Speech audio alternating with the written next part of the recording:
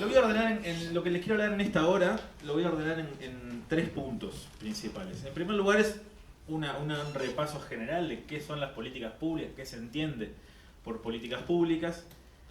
Hablar un poco de las fallas de las políticas públicas, las fallas o los problemas de las políticas públicas, cuando se implementan, cuando se diseñan también. Y después sí bajar un poco más al tema de la sociedad civil, implementando o siendo parte del mundo de las políticas públicas, ¿sí?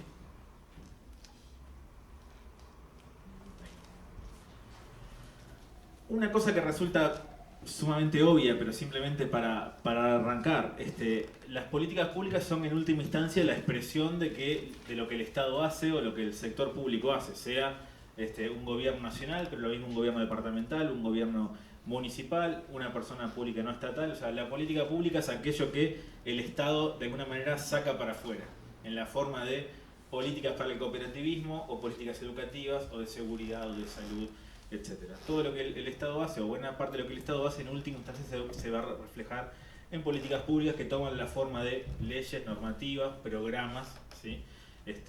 Impuestos, todo ese tipo de cosas en última instancia pueden ser entendidas como políticas públicas.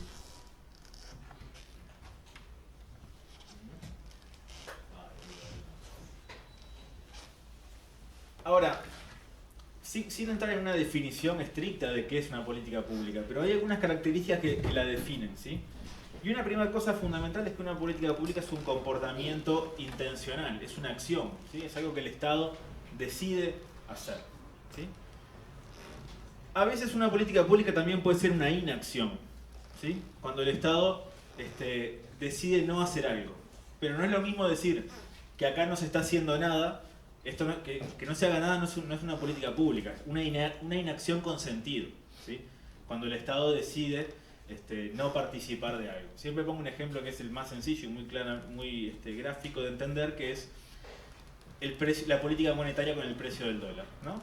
A veces el Estado simplemente deja, en Uruguay o en cualquier parte, simplemente deja que el dólar flote libremente. Bueno, el Estado no está interviniendo, es una inacción, pero no es que no haga nada, es una inacción con sentido, decide no intervenir. Lo mismo en otras políticas. Por supuesto, la mayor parte de las políticas son una acción, es algo que se toma una decisión de hacer, de poner ahí afuera, como les venía diciendo, ¿sí? Pero las políticas públicas son casi siempre eso. Obviamente una política pública involucra a muchos actores.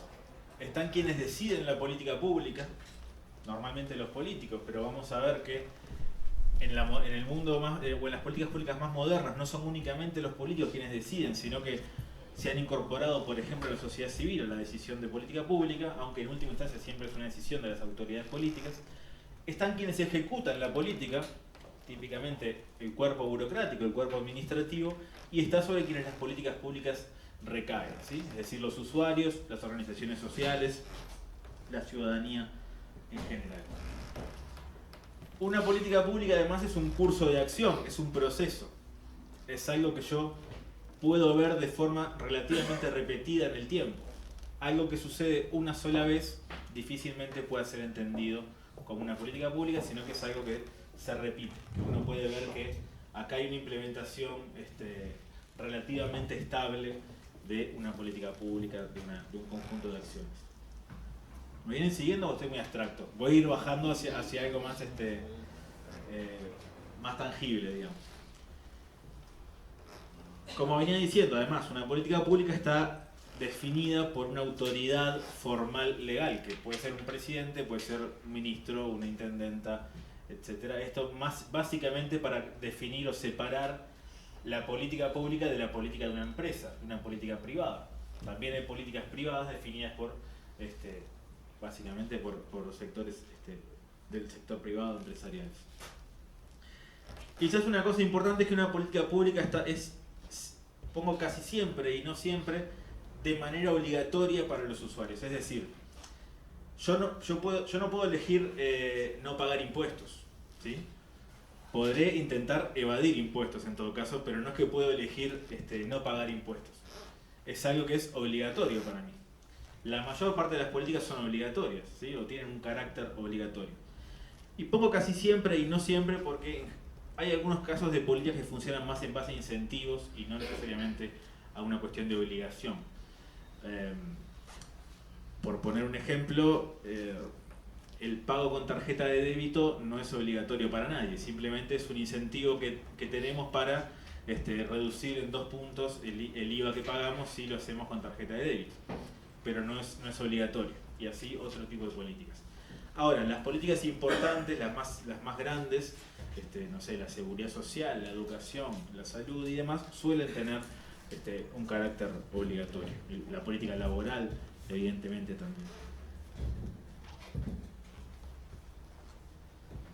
Una política pública tiene efectos, productos o impactos en el sistema político y la sociedad. En última instancia, una política pública busca cumplir con algún objetivo que tiene que ver con solucionar algún tipo de problema social, y ahora voy a hablar un ratito de eso, ¿sí? Pero una política pública es un producto, llámese un programa, por ejemplo, que busca un determinado impacto en la sociedad. Busca en última instancia mejorar algo en la sociedad.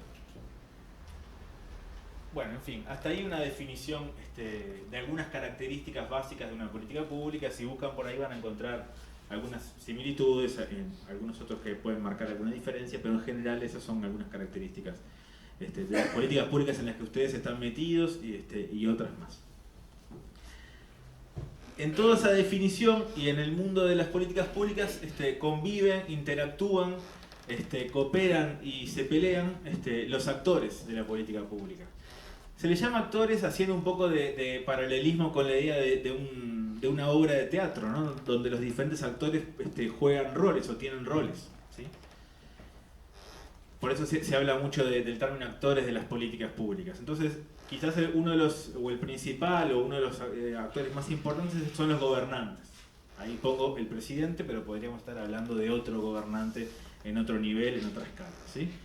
El rol de los gobernantes, por supuesto, es en última instancia de tomar decisiones sobre la política pública y eventualmente también representar a los ciudadanos en la política pública, pero claramente no son los únicos. Si bien son los que tienen la definición final de una política pública, no son los únicos, y de hecho cada vez menos son los únicos. Junto con los gobernantes están los partidos políticos, pero ojo porque, como ustedes sabrán, cualquiera sabe, no es lo mismo los gobernantes que los partidos políticos. Por supuesto no es lo mismo los gobernantes que los partidos políticos de la oposición, pero ni siquiera es lo mismo los gobernantes que los partidos de gobierno tampoco. No lo digo en Uruguay, sino en general, ¿sí? Muchas veces en las políticas públicas uno encuentra distancias entre lo que piensan los gobernantes sobre la política y lo que piensan los partidos sobre la política. No siempre eso está alineado, por supuesto muchas veces sí, pero no sucede en todos los casos. Otro actor fundamental es la burocracia, que es el actor implementador de las políticas públicas, ¿sí? ¿Cuál es el poder de la burocracia en las políticas públicas? ¿Por qué nombrar a la burocracia como, más allá de que es el que implementa la política pública? ¿Cuál es el poder de la burocracia cuando hablamos de políticas públicas? Su poder radica sobre todo en el conocimiento, en el saber, ¿sí? Ser el implementador de la política da un poder de conocimiento que ningún otro de los actores tiene, inclusive ni siquiera los gobernantes o los partidos. Por eso son un actor tan relevante y por eso justamente el conocimiento de la burocracia puede ser utilizado incluso como recurso de poder también. Además de esa tríada de gobierno, partidos y burocracia, están los grupos de interés, ¿sí? Por ejemplo, los grupos de interés de la sociedad civil. Caso de el mundo cooperativo, CUDECOP es uno de ellos, otras cooperativas también, el mundo lo sindical, también las cámaras empresariales, también las ONG o las organizaciones de sociedad civil y demás, ¿sí? Todos estos grupos de interés en una democracia sobre todo son fundamentales para definir las políticas públicas y son también actores que tienen recursos propios, ¿sí? Los grupos de interés, por ejemplo, representan a sus afiliados, ¿sí? Esto les puede resultar obvio, pero no es lo mismo ser una pequeña ONG barrial de una zona periférica de Montevideo que obviamente ser el PIT-CNT o ser una federación de cooperativas muy fuerte y muy organizada, ¿sí? Cada uno de estos actores tiene recursos que hace que su capacidad de influir en la política pública sea bien diferente, ¿sí? No solamente por un tema de número, de cuán grande sos, sino también tu capacidad de movilización, tus recursos, tu capacidad de organizar un discurso respecto de esa política pública, ¿sí? Todos estos actores juegan en la cotidiana. Otros actores que no son tan grandes en número, pero que son muy importantes y muchas veces tienen mucha influencia, son los técnicos o los analistas, o también pueden ser llamados expertos, ¿sí?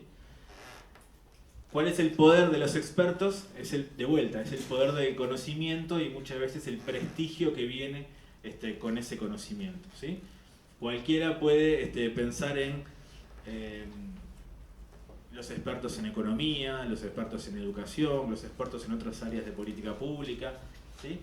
Su poder no radica en ser muchos, ni en tener mucho poder de movilización, sino que su poder radica sobre todo en el conocimiento que le aportan a la política pública.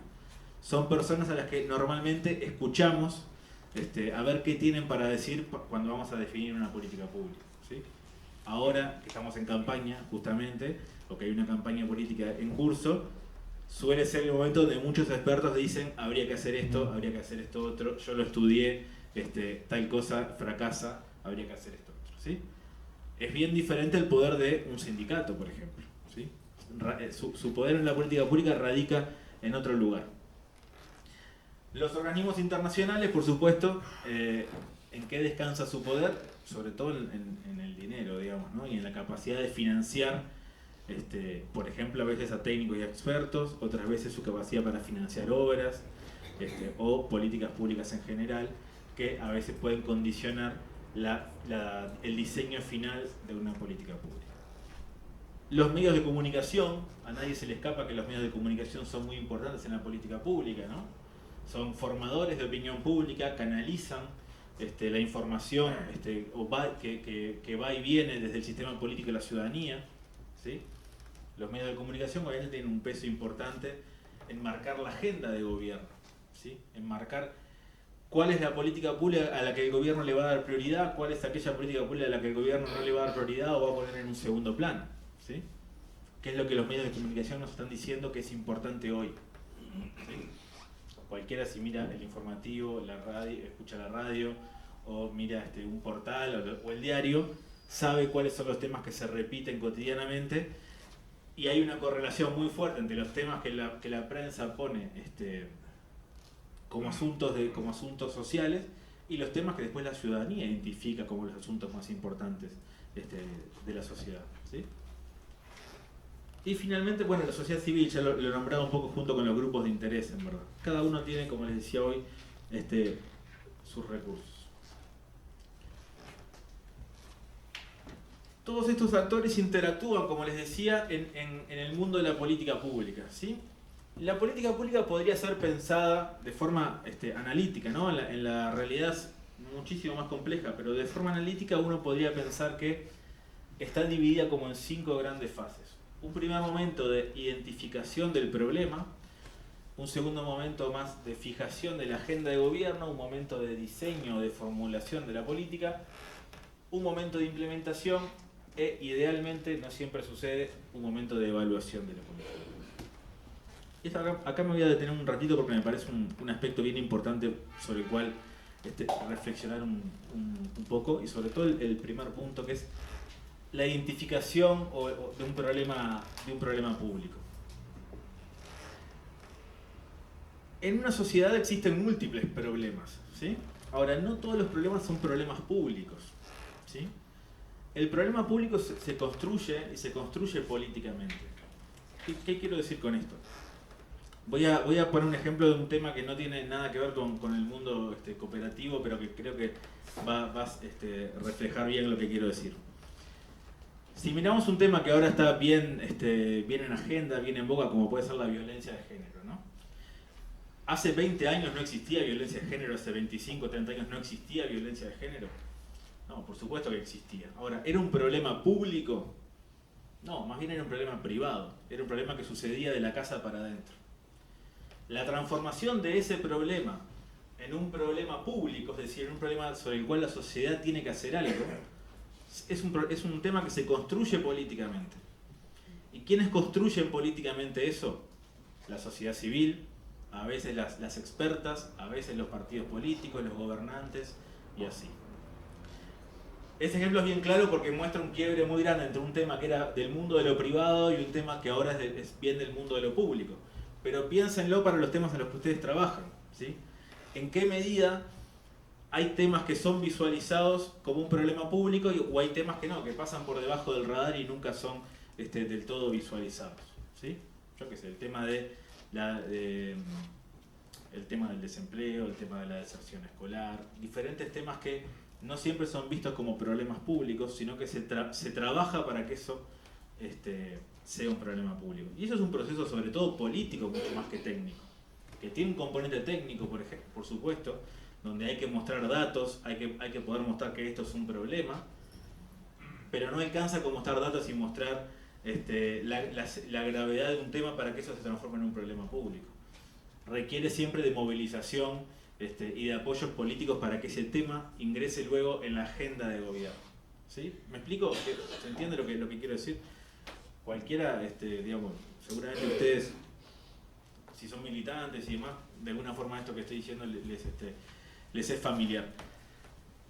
Pero el problema público se construye, eso es lo que quiero decir, no están ahí en el aire. Problemas tenemos todos, digamos. Y sin embargo no con todos los temas el gobierno hace algo, ¿sí? Y de vuelta, no este gobierno, sino cualquier gobierno en general, estoy hablando en un sentido abstracto. Pero bueno, supongamos que logramos tener éxito y fuimos capaces de conformar un problema público, ¿sí? Hay un siguiente paso en el mundo de la política pública, que es hacer que esto ingrese en la agenda de gobierno. ¿Y qué es que ingrese en la agenda de gobierno? Que ingrese en la agenda de gobierno significa que un gobierno decide hacer algo con esto, decide efectivamente ponerlo en su carpeta de trabajo y buscar una solución a ese problema, independientemente si la solución termina siendo buena o mala, pero que el gobierno ponga este tema en agenda.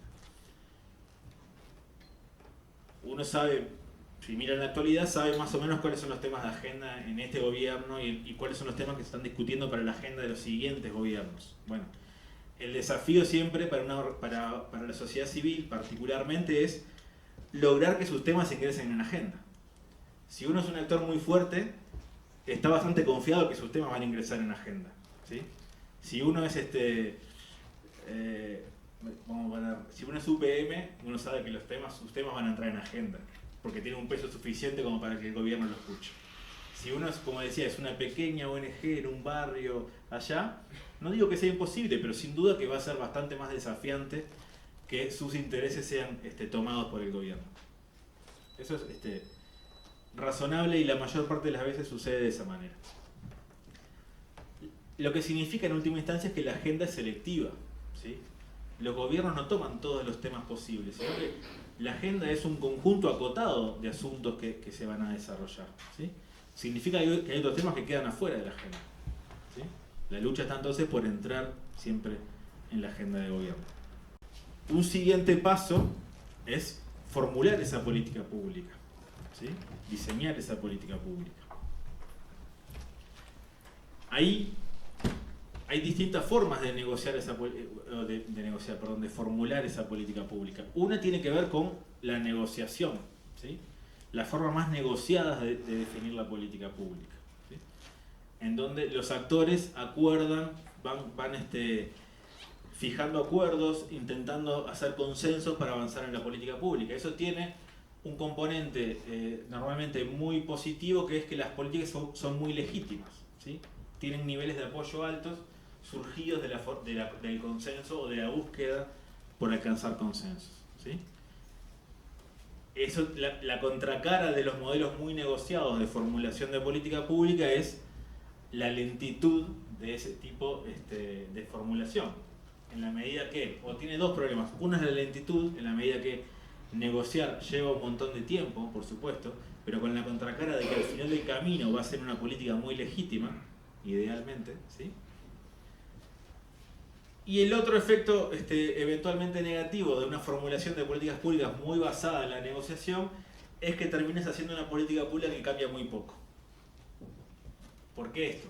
¿Por qué podría cambiar muy poco? Bueno, porque son tantos los intereses a los cuales hay que tener en cuenta, son tantas las articulaciones que hay que tener para que esa formulación sea apoyada por todos, que al final uno solamente da un pequeño paso, capaz que en la dirección correcta, sí, pero no todo el salto que debería dar para resolver ese problema público, volviendo atrás, que estaba intentando resolver. ¿Se entiende esto?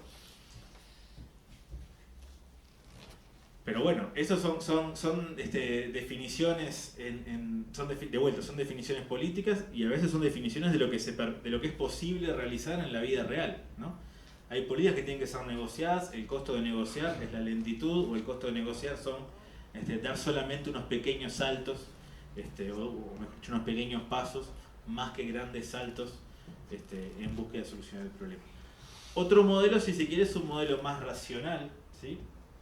Más de cuál es el problema, cuáles son las soluciones existentes y por tanto la aplicación de esa solución al problema. La cara y la contracara es un poco lo contrario de lo que venía diciendo recién. No siempre la solución técnicamente más efectiva de política pública, aquella más depurada, más digamos la que los técnicos nos dijeron esto es lo que hay que hacer, es necesariamente la solución más legítima, ¿sí? Es necesariamente la solución que la sociedad o buena parte de los grupos de interés está dispuesto a aceptar, ¿sí? Puede ser una solución a veces mucho más rápida de política pública, pero puede no tener el apoyo de los grupos a los cuales esa política va a ser implementada. Con esto no hay una... Cuando hablamos de la mejor formulación de la política pública, no hay una mejor receta. ¿Por qué camino vamos? ¿Un camino más técnico, más racional de la política pública, pero menos negociado? ¿Sí? ¿O vamos por un camino más negociado, quizás más lento, pero que puede eventualmente ser más legítimo para la mayoría de los actores? Son dilemas con los que uno se encuentra cuando tiene que estar al frente, por ejemplo, o compartir espacios de negociación de política pública no sé, en el INACOP supongo que debe pasar, en el INAFOP y en otros tantos lugares del Estado uruguayo. Pero bueno, supongamos que se llegó a algún tipo de diseño de política pública. Hay un siguiente paso entonces donde realmente ahora podríamos decir que hay una política pública, que es cuando la estamos efectivamente implementando, ¿sí? Cuando ya la política pública está ahí afuera ejecutándose, ¿sí? Ahora después cuando hable un poco de las fallas de la política pública, capaz que me extiendo un poco más en los temas de implementación, pero ¿cuáles son las características que hacen, o algunas de las características que hacen que una implementación sea exitosa? ¿Sí? Bueno, algunas parten desde el mismo momento de la formulación de la política pública, ¿sí? Por ejemplo, tener objetivos claros, saber específicamente qué es lo que se está buscando con esta política. Uno podría decir, bueno, sí, por supuesto, claro, tener objetivos claros va de suyo, que es lo que es está en la etapa del libro de una buena implementación de políticas públicas. Sin embargo, eso en la práctica no siempre sucede tan claramente. No siempre es tan fácil definir con claridad los objetivos que se van a perseguir de una política pública, ¿sí? Es importante, además de tener los recursos necesarios, la gente, la cantidad de recursos humanos y todo ese tipo de cosas, es fundamental, por ejemplo, tener implementadores comprometidos, ¿sí? Es fundamental también que no haya una distancia demasiado lejana entre quien decidió la política en la fase anterior y quien la está implementando después, ¿sí? Todo eso lo que va generando algunos de esos problemas, o no tener grupos opositores muy fuertes a la política pública, tener ese tipo de problemas lo que va generando es lo que se dice a veces una brecha en la implementación. Que en definitiva una brecha en la implementación es la distancia hacia donde yo quería ir y a donde terminé yendo, ¿sí? La brecha entre lo deseado y lo que terminó sucediendo, ¿sí? Todas las políticas tienen un poco más o un poco menos de brechas de implementación. Casi ninguna política se implementa de la forma absolutamente deseada al inicio de la política, ¿sí? Y finalmente, como les decía, hay una etapa de evaluación de la política pública. Esto no siempre, si bien sería deseable, no siempre las políticas públicas pasan por una fase de evaluación. La fase de evaluación, en última instancia, es ponerle información sobre cuál fue el desempeño de esa política pública. Información en términos cuantitativos, digamos, de datos, o en términos a veces también cualitativos, ¿sí? Pero bueno, ¿qué impacto tuvo esa política? ¿A quién llegó? ¿Sí? qué tan eficiente fue en términos de gasto, qué tan eficaz fue esa política, cumplió con los objetivos.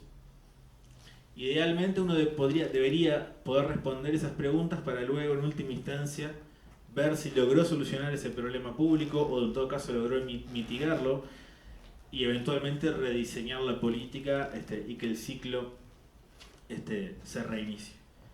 Porque además el mundo de las políticas públicas casi siempre es cambiar la rueda del auto con el auto andando, ¿no? Sí, por supuesto. Este programa es una presentación. Como decía, el mundo de las políticas públicas es algo así como cambiar la rueda del auto con el auto andando. Uno no puede agarrar y decir, paremos esta política pública, evaluémosla, después de que la terminamos de evaluar, la redefinimos y seguimos. No. Casi siempre las políticas públicas están marchando y la evaluación sucede al mismo tiempo que se está rediseñando, que se está implementando, y eso lo hace todavía, por supuesto, mucho más complejo.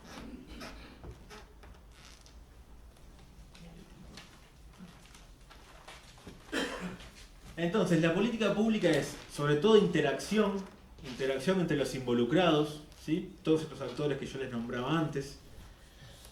La política pública es decisión, ¿sí? Decisión sobre los problemas, decisión sobre la mejor forma de hacer esta política pública, sobre las alternativas, sobre las formas de implementación, ¿sí? Y la política pública también es conflicto, y es sobre todo, pues, si bien a veces hay coordinación y hay consenso, la política pública también es conflicto. Y eso es natural, ¿sí? Porque en la política pública se ponen en juego un montón de intereses, a veces en conflicto, justamente, ¿sí? Esto es algo que, más que decir qué horrible que haya conflicto, es algo con lo que se convive, ¿sí?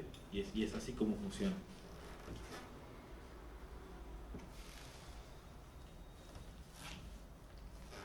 A grandes rasgos, ¿qué tipos de políticas públicas existen? ¿Sí? ¿Qué instrumentos de política pública existen? Solo repaso algunos, pero desregular, legalizar o privatizar, ¿sí? Si uno privatiza un servicio, está haciendo una política pública. Si uno desregula un servicio, está también haciendo una política pública. Son diferentes instrumentos, ¿sí? Uno puede ir más por el lado de los incentivos económicos, por ejemplo poniendo subsidios, o por el otro lado fijando impuestos, ¿sí? Si uno fija impuestos en un determinado tipo de política pública, está, además de extrayendo recursos de esa política pública o de esos actores de la política pública, está también fijando incentivos, ¿sí? A veces tiene que ver con la regulación directa. Otros formatos, quizás el más común, el más utilizado, por lo menos en algunas áreas de política pública, es la provisión directa, ¿sí? O sea, el Estado puede proveer directamente el servicio a la política pública o puede desregularlo, privatizarlo y entregarlo a sectores privados o sectores de la sociedad civil para que los implemente, sea en una modalidad más de corte privado o en una modalidad más asociada. Es decir, hay diferentes instrumentos para implementar esa política pública que tienen, por supuesto, un trasfondo ideológico, naturalmente, ¿sí? Los diferentes instrumentos, no digo que estén de forma totalmente lineal vinculados a un determinado tipo de ideología, ¿no? Por supuesto que no es tan lineal, no es tan sencillo identificarlos de esa manera, pero los distintos instrumentos reflejan también ideologías, ¿sí? Otros formatos, bueno, más seguros o ayudas, por ejemplo, esos ejemplos que estaba colocando ahí, ¿sí? Pero cuando uno habla de política se está hablando de cómo lo vamos a hacer. ¿Lo vamos a implementar nosotros? ¿Lo vamos a hacer mediante un impuesto? ¿Vamos a desregular? ¿Vamos a privatizar? ¿Vamos a hacer una política más basada en incentivos? En última instancia está definiendo o está discutiendo sobre esos instrumentos, sobre los distintos tipos de instrumentos para alcanzar un objetivo. Justamente, un mismo objetivo seguramente para algunos puede ser alcanzado mediante un instrumento de política pública y el mismo objetivo para otros puede ser alcanzado de mejor manera mediante otro instrumento de política pública, ¿sí? Esto en la discusión sobre política económica o sobre política laboral se da todo el tiempo. ¿Cuál es la mejor manera de generar fuentes de empleo? Y bueno, algunos te van a decir fomentando obra pública, otros te van a decir desregulando el mercado laboral, ¿sí? los instrumentos que unos y otros creen que son los mejores para un mismo objetivo, que puede ser, por ejemplo, generar fuentes de empleo, van a variar. Casi siempre van a variar. Y tiene que ver con, en última instancia, con cuál es el trasfondo, cuál es la concepción también ideológica de la mejor política pública.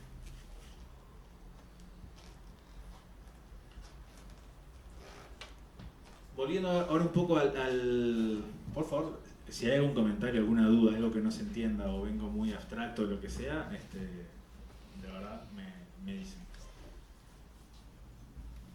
¿Por qué fallan las políticas públicas? Volviendo un poco a la etapa, al momento de la implementación, como les hablaba hoy, y todos sabemos de los problemas de la política pública. Todos en última instancia hemos sufrido problemas de política pública, sea como involucrados o simplemente como usuarios de la política pública en múltiples áreas de la política. ¿Sí? ¿Por qué fallan las políticas públicas? ¿Por qué muchas veces no logran implementarse de la manera que debería ser? ¿Por qué no funcionan o por qué no funcionan bien en todo caso? A veces por un problema de diseño, como les decía hoy, porque los objetivos pueden no ser claros, ¿sí? Porque en el fondo uno no sabe qué es lo que la política está persiguiendo, ¿sí? A veces obviamente porque no hay plata, ¿no? La política no tiene los fondos presupuestales necesarios, está bien, faltan recursos. Y otras veces, y esto me parece muy relevante, porque falta conocimiento sobre el problema, porque en el fondo no entendemos del todo el problema, ¿sí? Nos falta información para poder definir una política pública que sea la más efectiva para solucionar ese asunto, ¿sí? Cuando digo no falta información, ¿no? Por supuesto que es muy difícil de construir esa información, o la información no está en el aire y uno la puede agarrar, sino que requiere muchas veces muchos estudios que pueden no siempre ser fáciles de realizar, ¿sí? Pero uno de los asuntos es a veces cuando falta el conocimiento necesario. A veces el momento histórico no permite tener todo el conocimiento necesario para solucionar ese problema, ¿sí? Pero a veces, o muchas veces, eso es un tema relevante. A veces las políticas fallan por problemas en la implementación, por ejemplo, dificultades técnicas, ¿sí? Instrumentos que no están o que funcionan mal, carencia en las capacidades técnicas. Muchas veces las políticas fallan por problemas de no ser aceptadas por la población. Volviendo a lo que les decía hoy, ¿qué es mejor? Una política que soluciona una parte muy pequeña del problema, pero que la gente la acepta como buena, o una política pública que apunta a solucionar el problema desde la raíz, pero que tiene una fuerte oposición de los grupos a los cuales la política va dirigida, ¿sí? No lo vamos a poder solucionar acá, de hecho nadie tiene una solución a eso. Pero cuando una política pública, por más buena, bien definida, técnicamente excelente, exista y esté ahí, si no tiene el respaldo de la población a la cual va dirigida, probablemente vaya a tener un problema de implementación bien importante. ¿Sí? Esto hay múltiples ejemplos de este tipo de cosas, ¿no? Lo mismo cuando hay grupos en contra, que pueden no ser necesariamente a los que la política va dirigida, sino otros que están afectados por esa misma política, ¿sí? Cuando hay grupos en contra, y cuando esos grupos en contra sobre todo son poderosos o tienen capacidad de actuar en contra de esa política, obviamente ahí se empiezan a generar problemas. Esto es importante incluso para que uno entienda, bueno, cuando estoy definiendo una política, cuando estoy pensando el impacto que esta política va a tener, ¿sí? Bueno, ¿cuáles son los grupos en contra? ¿Y qué capacidad tienen de actuar esos grupos que están en contra de la política? ¿Sobre quién va a recaer esta política y quiénes y cómo la van a tomar? ¿Sí? No siempre es evidente esa respuesta. A veces es muy evidente, uno sabe que está yendo en contra de tales intereses y que va a haber movilización en contra. Pero otras veces es mucho más difícil identificar con claridad cómo va a ser la aceptación de esa política pública. La distancia entre quien piensa la política y quien la ejecuta, ¿sí? La distancia entre una política pública que se define, supongamos, en la Plaza Independencia, pero que luego se tiene que ejecutar en Rivera, en Artigas. La distancia no siempre es geográfica necesariamente, puede ser de otros tipos, pero a veces efectivamente es geográfica. Yo siempre pongo el ejemplo ahí, salgo también de, o me mudo a otro tema, que son los temas de seguridad vial, por ejemplo, ¿no? ¿Quién define la política? Bueno, una unidad que está localizada en Montevideo. ¿Quién tiene el rol después de ejecutar esa política? Los diferentes gobiernos departamentales, ¿sí? La distancia entre quien define la política y quien la ejecuta muchas veces hace que la brecha entre cómo se definen los criterios de seguridad vial y después cómo se aplican en el territorio hace que sean bien distintos y que haya unas brechas de implementación muy importantes. Y algunos del interior acá, o los que nos están viendo, seguramente tienen en la cabeza el ejemplo, entienden perfectamente el ejemplo del cual les estoy hablando, ¿sí? ¿Qué significa? ¿Que el que decide y el que implementa tienen que ser la misma persona? No, no significa eso, porque muchas veces son capacidades diferentes, ¿no? Y son lugares diferentes el de definir que el de implementar. Por supuesto que no. Pero siempre es relevante intentar que estas dos partes conversen entre sí y sobre todo que quienes están ocupados de la implementación de la política pública tengan capacidad luego de subir hacia quienes deciden cuáles son los problemas de la implementación. ¿Cuáles son las cosas que después se ven en el terreno cuando se aplica esa política pública y que hace que aquella definición, eventualmente muy buena, tenga en la práctica algunas dificultades, ¿sí? No es un problema que pueda salvarse del todo, sino que siempre tiene que ser trabajado y retrabajado, ¿sí? El implementador tiene que ser capaz de poder devolver los problemas. Por supuesto, quien decide tiene que ser capaz de escuchar también a quien implementa la política, cosa que no siempre sucede. Pero eventualmente tiene que haber, o idealmente tiene que haber un vínculo bien estrecho entre unos y otros. La falta de estímulos en la implementación, ese es otro problema de la política pública sobre el cual siempre tenemos que tener también atención, ¿no? ¿Qué pasa si yo no lo hago? ¿Qué sucede? No estoy motivado, no tengo ganas de implementar esta política, o en todo caso no tengo ganas de implementar esta política bien, ¿sí? Muchas veces las políticas no fallan por ser técnicamente malas, no fallan por un problema a distancia entre quien ejecuta y quien implementa, sino que fallan por un problema de estímulos, ¿no? De compromiso, en todo caso, de a quien le toca implementar la política. Bueno, ahí hay múltiples instrumentos que se han ideado en el mundo para solucionar los problemas de estímulos. Ninguno es perfecto tampoco. Toda esta lógica que habrán escuchado seguramente de gestión por resultados, de fijar metas, de compromisos de gestión, de pagos por desempeño y demás, en última instancia apuntan a fortalecer los estímulos para implementar bien la política. Básicamente yo te voy a poner una meta, si vos cumplís con esa meta, te voy a pagar un porcentaje por encima de tu sueldo. Lo que buscan es cambiar los incentivos, afectar los estímulos de los implementadores. Muchas veces hay problemas de planificación de la política pública, ¿sí? Vamos definiendo la política pública mientras va marchando, ¿sí? Y eso obviamente genera muchos problemas porque después los recursos no alcanzan o los recursos no eran los ideales o no tenemos claro cómo evaluar una política pública a la cual nunca le definimos qué era para nosotros el éxito de la política pública. Bueno, el énfasis en la planificación, por lo menos planificaciones que más o menos dejen sentado cómo lo vamos a hacer y qué esperamos de esa política pública, es un pilar que uno tiene que intentar siempre en la medida de lo posible enfatizar e empujar para que se desarrollen en los distintos campos de la política pública, ¿sí? El énfasis en la planificación, si bien ha avanzado mucho y hoy en día es mucho menos extraño que antes hablar de planificación, por supuesto todavía estamos lejos de una situación ideal. Otro de los asuntos importantes, y de vuelta uno lo puede vivir a veces como involucrado en la política y otras veces como usuario, son los problemas de coordinación de las políticas públicas. Todos hemos escuchado en alguna instancia, en algún momento, lo que pasa que las políticas públicas están muy descoordinadas.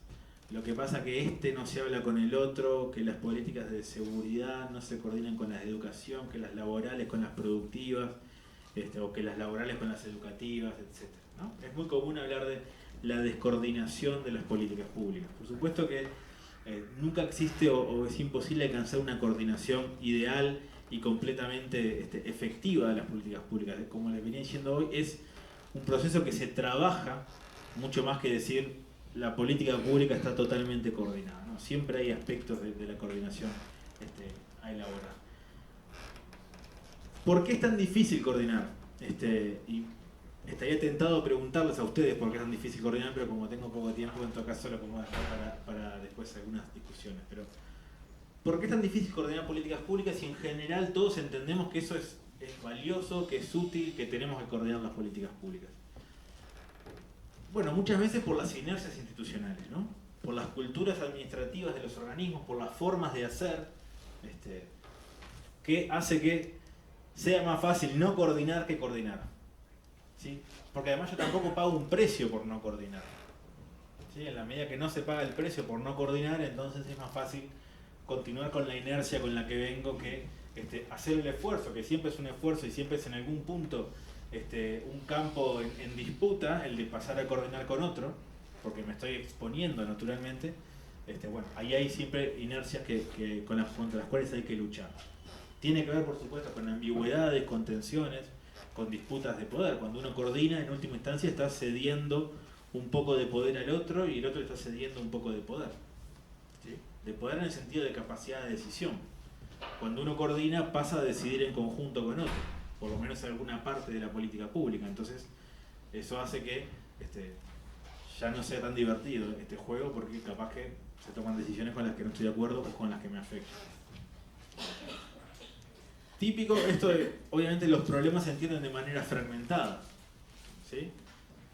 Para unos el problema es para otros el problema es este otro, y cada uno lo entiende de distinta manera o desde distinto lugar, y eso hace que coordinar sea muy difícil, porque si ni siquiera entendemos el problema de la misma manera, mucho menos nos vamos a sentar a formular de manera conjunta, juntos, una política pública. ¿Sí? Lo que yo entiendo como un problema, capaz que vos pensás que es la solución del problema, ¿sí? No sé, los temas de regulación laboral, por decir uno. Bueno, la escasa cultura de diálogo y de participación, creo que igual de todas maneras en Uruguay nunca será perfecto, pero Uruguay es un país bastante dialoguista y participacionista en términos de política pública. Seguramente haya algunos ejemplos en contrario, pero suele ser por lo menos mejor que la región. La visión de corto plazo, por supuesto, que no favorece la coordinación. Cuando uno coordina en general, está pensando en coordinaciones de por lo menos mediano o largo plazo, eventualmente. El corto plazo, la inmediatez hace que coordinar no sea una tarea que me venga bien, porque cuando yo coordino tengo que negociar, tenemos que arreglar, hay que ponerse de acuerdo, y yo tengo que solucionar el problema en el corto plazo, o tengo que poder mostrar mis resultados en el corto plazo. Capaz que uno alcanza resultados en el corto plazo, pero no son los resultados ideales que uno no hubiera alcanzado si hubiera coordinado esa política con anticipación o con otros actores en un largo plazo. A veces por la complejidad también de la política, eso hace que no siempre sea fácil coordinar, por supuesto. Y a veces simplemente por razones mucho más mundanas, digamos, que es por la desconfianza de quienes participan de la política pública, ¿sí? Si no hay confianza, difícilmente me voy a sentar en la misma mesa a trabajar con alguien más. Y entrando en el último de los puntos. En todo este mundo de la sociedad civil, en todos esos problemas de diseño, de formulación, de implementación de la política, en los temas, sin duda, cuando hablamos de coordinación también, el rol de la sociedad civil en la política pública ha ido cambiando, ¿sí? Ha ido cambiando en Uruguay, pero ha ido cambiando en el mundo. Y han aparecido nuevas formas de implementar las políticas públicas, ¿sí? Nuevos formatos en donde la sociedad civil tiene un rol más preponderante o más central que el que tenía antes, en donde la política pública básicamente era implementada por el Estado en todas sus fases, en la de diseño, en la de implementación, también en la evaluación. Empieza a aparecer un modelo que por lo menos teóricamente, pero bueno, se le llama modelo en red, ¿no? Donde la lógica más jerárquica típica del sector público no se elimina por completo, por supuesto, pero empieza a ponerse en disputa con lógicas más horizontales, en donde la sociedad civil participa en las diferentes instancias donde la política pública se define, ¿sí? ¿Por qué Bueno, y eso lleva a un mayor foco en la negociación y en el consenso, como decía aquí. ¿Por qué la sociedad civil se ha involucrado en la política pública? Ahí hay diferentes explicaciones. Algunos dicen, bueno, es importante que la sociedad civil esté involucrada en la política pública porque conoce mejor de la política que el sector público, ¿sí? Están involucrados en esa política pública, la conocen mejor, por lo tanto hay que darles una silla en la mesa, hay que darles voz, hay que involucrarlos. Esa es una de las razones que uno puede decir. Mayor conocimiento de los actores sociales. También porque con la complejidad de las políticas públicas, los actores sociales tienen capacidad de formular o de desarrollar demandas más específicas, ¿sí? Pueden entender mejor qué es lo que se requiere y construir opciones de política pública más específicas, ¿sí? Yo he trabajado más los temas de políticas sociales, les pongo un ejemplo nomás, solamente para ilustrar lo que estoy queriendo decir es: nadie va a entender mejor las necesidades de las personas con discapacidad, supongamos que las ONG que trabajan en temas de discapacidad. Entonces, ¿qué tenemos que hacer? Bueno, que las ONG que trabajan en temas de discapacidad sean una parte central de la política pública. ¿Por qué? Porque lo conocen mejor. Esto es un argumento, no estoy diciendo que esto sea así siempre y en todos los casos. Es uno de los argumentos, ¿no? Pueden armar demandas más, pueden armar opciones de política más específicas, ¿sí? Otra de las razones también es porque es más barato. Uno puede decir, bueno, la sociedad civil ingresó al mundo de las políticas públicas porque son mano de obra barata, que contratar a un funcionario público que hay que poner, que le cuesta mucho más al Estado, o no solamente que le cuesta mucho más, sino que además se te va a quedar ahí por 30 o 35 años. Con la sociedad civil armo un contrato y en todo caso rompo ese contrato si ya no lo necesito, ¿sí? O sea que ¿por qué la sociedad civil ha entrado en el mundo de las políticas públicas? Viene por muchos lugares. Por una parte, una presión también de la sociedad civil por tener más presencia. Por otro lado, algunos te dicen, bueno, por razones de eficiencia. Otros te dicen, no, lo que pasa es que la calidad de la política pública va a mejorar si esas organizaciones están presentes ahí, ¿sí? Los argumentos vienen desde todos los frentes, digamos.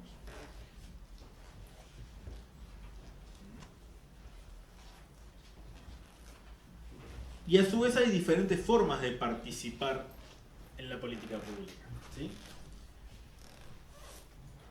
Una es, si se quiere, la consulta informal. Por ejemplo, mediante mesas de diálogo, ¿sí? Cuando la sociedad civil participa en foros o es invitada para dar su opinión sobre diferentes temas, pero con características más bien informales.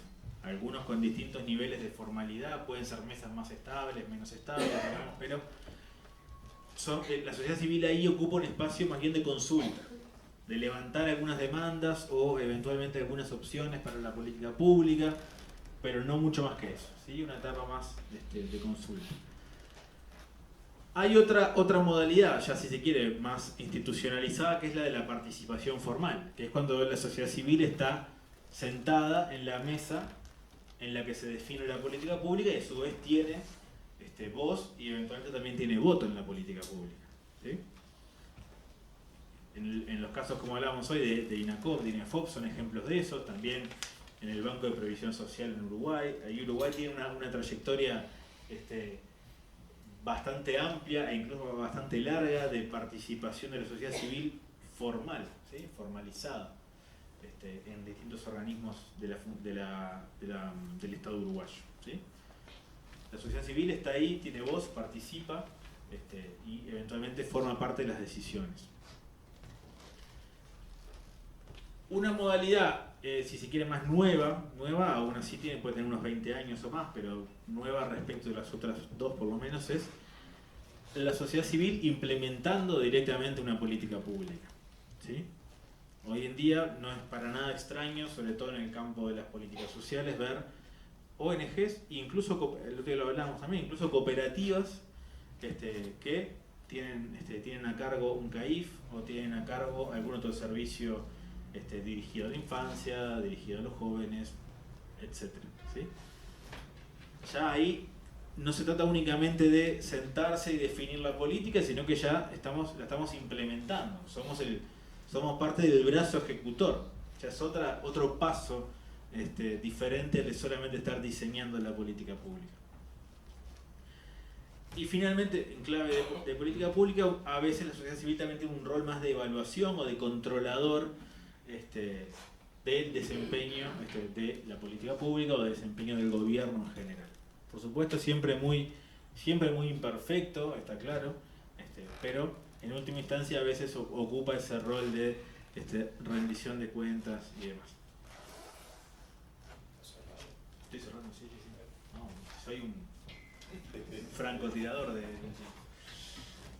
Cerca de cerrar, de hecho es la última inicial. ¿Cuáles son en esta clave, ¿no? ¿Cuáles son los desafíos para la sociedad civil en la participación de las políticas públicas? Acá nombro 4, pueden haber otros y en la discusión pueden seguramente surgir otros también. En primer lugar, yo diría un tema de coordinación entre las partes. La sociedad civil no siempre es un actor unificado, ¿sí? Esto ustedes lo sabrán bien. No siempre es fácil llegar a consensos incluso dentro de la propia sociedad civil, ¿sí? O de las organizaciones sociales de las cuales forman parte. No siempre es un actor unificado, no siempre es fácil tener una postura concreta sobre la política pública, sobre cuál es el problema, sobre cuál es el mejor diseño, sobre cuál es la mejor forma de implementar la política pública, ¿sí? Hay mucha tarea de coordinación, de negociación, de búsqueda de consensos. Hay un problema también o un desafío, más que un problema, de manejo de información, ¿sí? Normalmente las organizaciones sociales están en desventaja en términos de manejo de información respecto del sector público, por ejemplo, ¿sí? Incluso del sector privado probablemente también en muchos casos, ¿sí? Por eso hoy hacía énfasis en el tema de generación y creación, generación y uso de información, ¿sí? La información es un recurso, el que la tiene está en ventaja.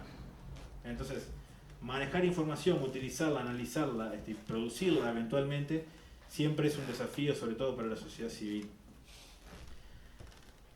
Hablando de implementación de políticas, bueno, el tema del desarrollo de capacidades, por supuesto, ¿no? Tener las capacidades para implementar las políticas de buena manera, de forma efectiva. Y por último, solamente para cerrar, el tema del desarrollo de capacidades, pero no tanto para la implementación, sino también para el control de la política pública. Cuando uno está en estas mesas en donde decide, también está en una mesa en la que controla de alguna manera, ¿no? Entonces tener las capacidades de control, que tiene mucho que ver con el manejo de información, por supuesto, es otro de los aspectos en donde la sociedad civil siempre está en desventaja de alguna manera y tiene que hacer un esfuerzo extra en esa política pública para ser un actor que pueda estar en pie de igualdad respecto de los otros, en pie de igualdad en ese sentido, lo digo, por supuesto. Bueno, había mucho más para decir, espero no aburrir tanto y sobre todo dejarles alguna idea flotando en la cabeza, sobre todo a partir de los temas en los que ustedes están metidos, ¿no? Nada de esto era para que se lo llevaran de memoria, por supuesto, sino si algo de esto les hacía sentido para su vida cotidiana, para su tarea, para su trabajo. Y después, bueno, quedo abierto a cuestiones, críticas, preguntas y lo que sea. Así que muchas gracias.